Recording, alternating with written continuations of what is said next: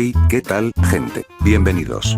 Antes de empezar, quiero agradecerle a la persona que me dio la idea para este video, porque hace poco hice una publicación diciendo que no tenía ni idea de qué subir, y uno de ustedes me sugirió hablar de este tema. Así que gracias por eso y también decir que voy a estar haciendo vídeos de las otras ideas que me dejaron por ahí.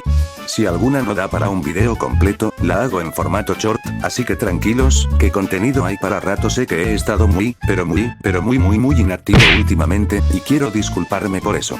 He estado pasando por algunos problemas personales y no he tenido mucho tiempo para preparar bien los vídeos. Tampoco soy un experto ni tengo la mejor preparación del mundo, así que a veces se me complica subir contenido constantemente. ¡Desgraciado! Pero voy a tratar de volver a hacerlo más seguido. Y por último, quiero darles las gracias a todos los que se han suscrito. Ya estamos a nada de llegar a los 200 suscriptores, literalmente faltan solo 2, así que de verdad, mil gracias por el apoyo. Ahora sí, dicho eso, vamos con el tema de hoy, el fallido universo de villanos de Spider-Man de Sony.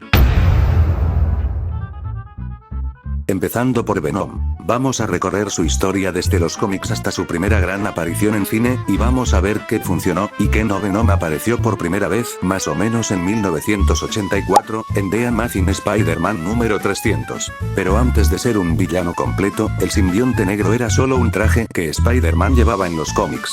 Eventualmente, se unió a Eddie Brock, y juntos crearon a Venom, uno de los enemigos más icónicos de Peter Parker.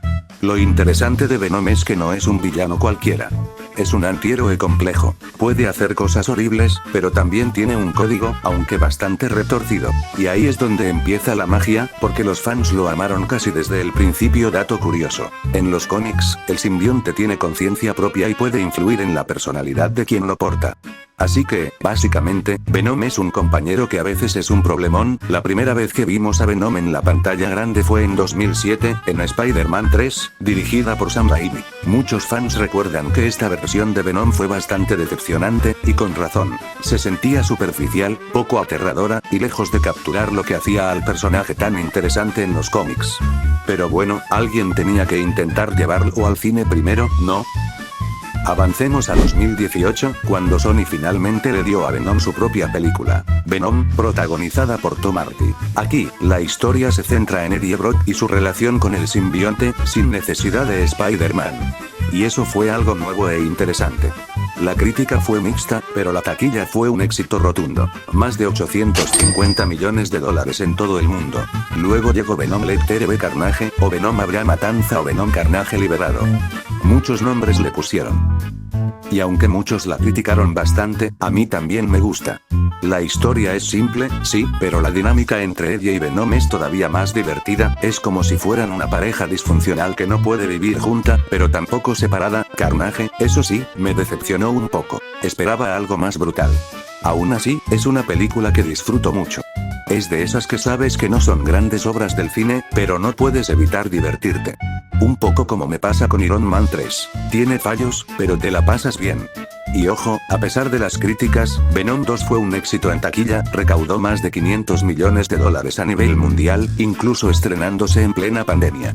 Así que sí, digan lo que digan, Venom sigue siendo uno de los pilares más fuertes del universo de Sony.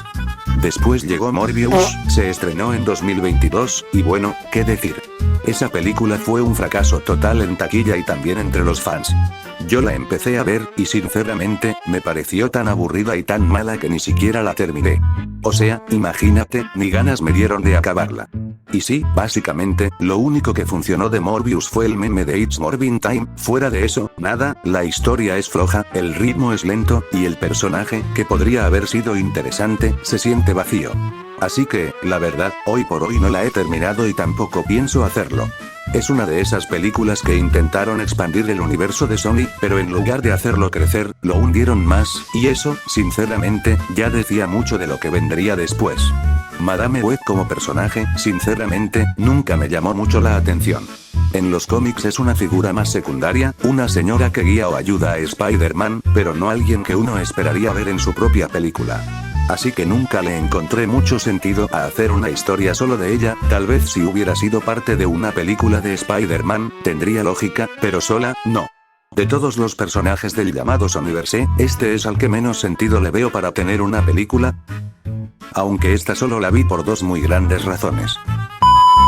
Y por último llegó Venom el último baile, que se estrenó el 24 de octubre de 2024. De las tres, la verdad, esta es mi menos favorita. No es mala, pero la sentí diferente, un poco menos divertida que las anteriores. Porque, seamos honestos, las películas de Venom nunca las veo como algo para tomarme en serio, sino más bien para pasarla bien. Y esta, aunque sigue siendo entretenida, para mí no llega al nivel de las otras dos en taquilla. Recaudó alrededor de 390 millones de dólares a nivel mundial, bastante menos que la primera, que superó los 850 millones, y también por debajo de la segunda, que pasó los 500. Aún así, no le fue terrible, simplemente no tuvo el mismo impacto. En esta vimos la aparición de Knull, el dios de los simbiontes, algo que los fans esperaban desde hace tiempo.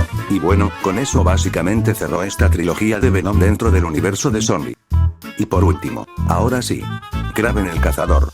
Esta película se estrenó el 13 de diciembre de 2024, y no es tan mala como pensé que iba a ser. No es una obra maestra, pero tampoco es un desastre total. La película empieza bastante bien, con acción y ritmo, pero hacia el final se va desinflando y termina siendo bastante B. No es mala, pero tampoco es buena. Es como una montaña rusa que empieza fuerte y luego se cae. Kraven es un personaje con mucho potencial. En los cómics, es uno de los villanos más conocidos de Spider-Man. Su primera aparición fue en The Amazing Spider-Man 15, en 1964. Y uno de los cómics más icónicos es Kraven's Last Hunt, donde entierra vivo a Spider-Man. Es una historia brutal y profunda, que muestra el lado más oscuro de Kraven. La película no llega a ese nivel, pero al menos intenta mostrar su origen y motivaciones. Aaron Taylor Johnson hace un buen trabajo interpretando a Kraven, pero el guión y los efectos especiales dejan que desear. En taquilla, la película fue un fracaso rotundo. Recaudó solo 59 millones de dólares a nivel mundial, con un presupuesto estimado entre 110 y 130 millones de dólares. Es uno de los peores fracasos de Sony en este universo compartido y bueno, con este fracaso, parece que el Sonyverse llega a su fin. No hay más películas planeadas, al menos por ahora. Así que, si te gustan los villanos de Spider-Man, mejor quédate con las películas de Venom y olvida el resto. Ah, y también estaban planeando una película de El Muerto, protagonizada nada menos que por Bad Bunny, y, bueno, primero que nada, me alegro de que la hayan cancelado. O sea, El Muerto es El Muerto, ni yo lo conocía antes de escuchar de él, así que, la verdad, mejor que no la hayan hecho. A veces menos es más, ¿no? Bueno, ahora sí, ya vamos con la parte en la que voy a hablar de lo que yo opino de este universo y de todo lo demás, ¿no?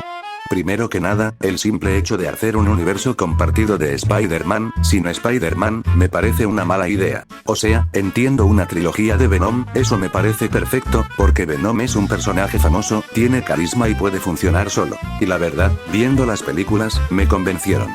No me molestó para nada, pero ya cuando empiezan con cosas como Morbius o Madame Web, no. Morbius podría ser interesante como villano dentro de una película de Spider-Man, pero una película de él solo, no tiene sentido. Y Madame Web, peor todavía. Es un personaje que en los cómics apenas aparece, y no entiendo por qué pensaron que merecía una película. Kraven, por otro lado, bueno, te la acepto. Tiene potencial, y de hecho el personaje sí da para una historia en solitario, pero el problema es que no supieron aprovecharlo. La película empieza bien, pero luego se va cayendo, y al final se siente B. La trilogía de Venom, en cambio, estuvo bien. Pudo ser mejor, pero para lo que es, cumplió. Y ahora, ¿por qué no meter a Spider-Man? Ni siquiera hubo una pista clara. En los trailers de Morbius salía un graffiti de Spider-Man que al final ni apareció. Metieron al buitre, como para conectar con No Way Home por lo de las grietas del cielo, pero eso no sirvió de nada. Creo que la idea era formar unos 6 siniestros, y que se enfrentaran a un Spider-Man nuevo, que nunca habíamos visto en el cine. Pero eso no tenía ni pies ni cabeza, porque ya tenemos al de Tom Holland, y meter otro así de la nada habría sido un caos. Así que, sinceramente, qué bueno que lo cancelaron. Porque seguir un universo así, sin rumbo, con personajes elegidos al azar, no tenía sentido. Y además, si los otros proyectos que tenían en mente eran parecidos, mejor que nunca salieran. Como dije, me gustaron las de Venom, todas, en mayor o menor medida, y Kraven estuvo más o menos. Pero Morbius y Madame Web fueron un desastre. Y aunque me hayan gustado algunas, eso no quita que el universo, como tal, nunca iba a funcionar y lo peor es lo que hicieron con el buitre. Lo metieron en el universo de Morbius, y ahí lo dejaron atrapado, sin sentido, sin futuro, sin explicación. El pobre Michael Keaton, que no tenía culpa de nada, quedó abandonado en un universo muerto. ¡Demonios haces, hermano! ¡Tienen que salvarme, hermanos! ¡Esto es una porquería! ¡Oh, por Dios, tengo miedo! Así que nada, el Sonyverse fue una idea que nunca debió pasar de los planes. Gracias por intentarlo, pero ya, hasta aquí llego. Y bueno, ya para cerrar, si Sony quiere seguir haciendo películas de villanos de Spider-Man, al menos que lo hagan bien. O sea, no estaría mal ver historias de algunos villanos por su cuenta, siempre y cuando realmente tengan algo que contar. Pero si no, mejor que se dejen de inventos y compartan más con el UCM. Ya basta de querer hacerlo todo ellos solos. Maldito Sony. Lo ideal sería que hicieran películas de villanos dentro del mismo universo de Spider-Man de Tom Holland, y si alguno destaca, pues perfecto, le dan su propia película después. Así sí tendría sentido. Porque, al final, no es que me moleste que hagan películas sin Spider-Man, pero tienen que tener peso, una historia interesante, no solo sacar cosas porque sí. Nos vemos en el próximo video y díganme qué opinan de este universo, como le habrían hecho ustedes. Suscríbanse y denle like para más.